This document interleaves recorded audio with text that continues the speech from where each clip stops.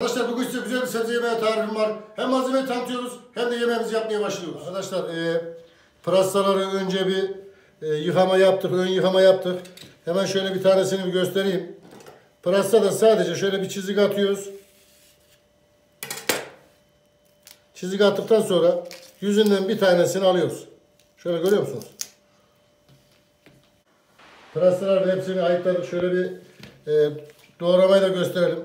Daha az doğrayın ki daha düzgün anlaşılsın. Arkadaşlar pırasalarımızı böreklik gibi doğrayacağız. Fazla iri olmayacak.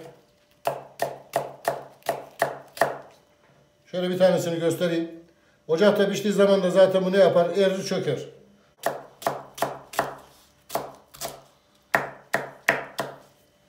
Yeşil görünsün diye biraz da yaprağından atıyorum.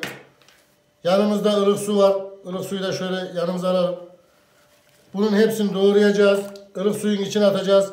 Pırasanın acı kokusunu bir alsın. Hem de pırasalarımız biraz daha temizlensin. Pırasanın içine soğan doğrayacağız. Elinizde varsa bir tane büyük boy soğan, yoksa iki tane ufak soğan doğrayabilirsiniz. Bir de soğanla ilgili şunu söyleyeyim. Genelde diyorlar ki işte pırasaya soğan doğranmaz. O tür hurafelere inanmayın arkadaşlar. Soğanın lezzeti ayrı, pırasanın lezzeti ayrı. İkisi birbirini tamamlayıcı bir lezzet. Soğanlarımız da çok ince olmasın.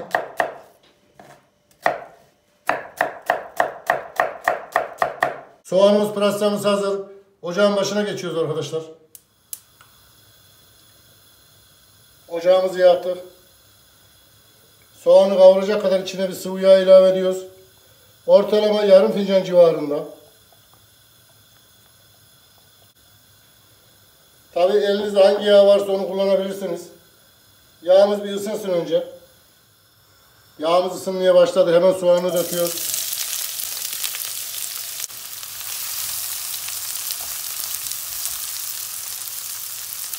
Soğanımı bir karıştırdım. Ocağı orta ateşe aldım. Bir kapak kapatıyorum. Soğanımızın daha çabuk kavrulması için.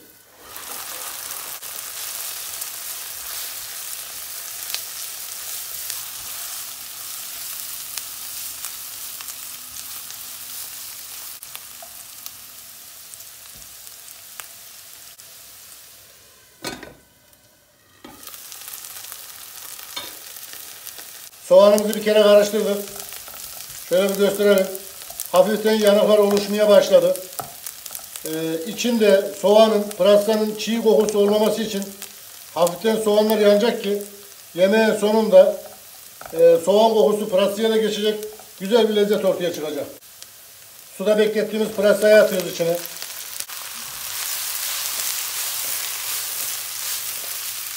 Şöyle bir karıştırdık. Altını en kısık dereceye getiriyoruz. Kapağı kapatıyoruz. Arkadaşlar bundan sonra kısık derecede kendi suyuyla pırasanın pişmesini bekleyeceğiz. Ara ara kontrol edeceğiz. Pırasamız pişmeyecek olursa ne yapmamız gerekiyor onu da söyleyeceğiz.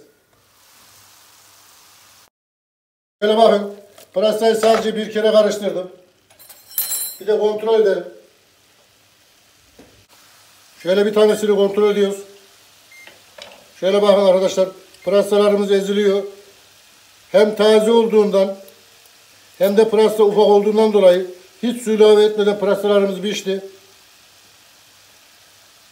Görüyor musunuz? Şimdi buna bir tatlı kaşığı domates salçası atıyorum. Ocağımız en kısık derecede.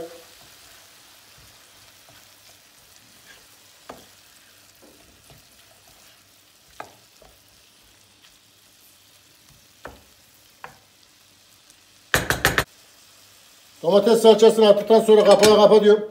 2 dakikada kısık ateşte domates salçasıyla kavuracağım.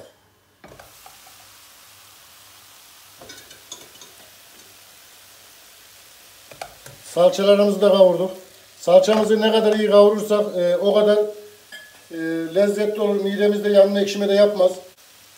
Bu aşamada ocağı biraz daha yükseltiyorum. Üzerine yarım çay bardağını geçkin bir soğuk su ilave ediyorum.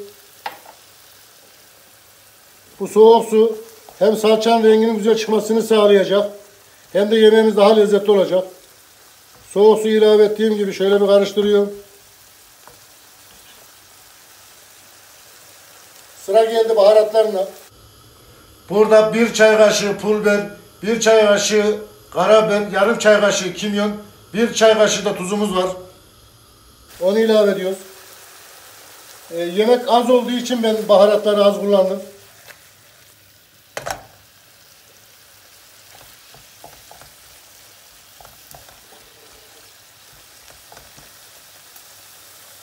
Şöyle suyuna baktım. Suyunu 1 çay bardağına tamamladım. Toplamda 1 çay bardağı su vermiş oldum.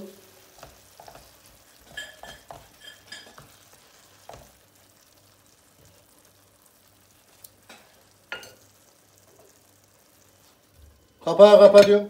Arkadaşlar kısık ateşte 5 dakika bunu bir kaynatıyorum. Bütün baharatlar, lezzetler iç içe bir girsin. Ondan sonra kapatacağım.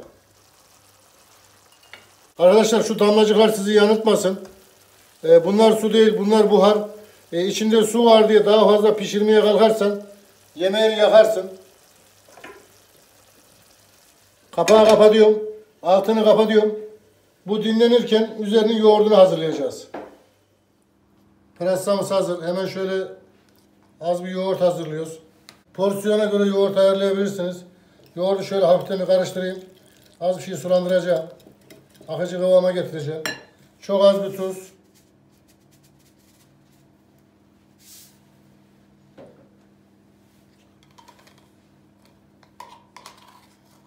İki diş ezilmiş sarımsak. Dövecimizin içine su koydum. O suyla yoğurdumuzu hafiften bir sulandıracağım. Akıcı kıvama getireceğim.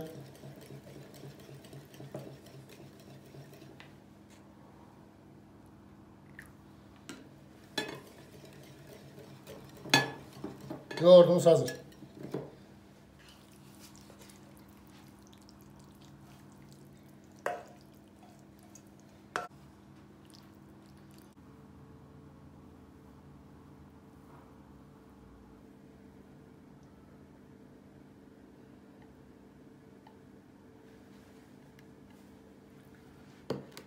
Yoğurtlu pırasamız hazır.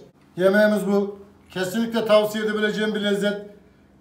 Sayfamda 1800'ün üzerinde yemek tarifi var. Yerli, yabancı hiç fark etmez. Ahmet Şef'in mutfağı yazın. Aradığınız yemeğin ismini yazın. Her türlü yemek karşınıza çıkar. Çıkan yemeği gördünüz. İnşallah hayırlı öğretici video olmuştur. Videoları beğenip yorum yapmayı unutmayın. Abone olmayı unutmayın. Ne diyoruz? Kim yapar? Ahmet Şef yapar. Siz isteyin, biz yaparız. Afiyet olsun.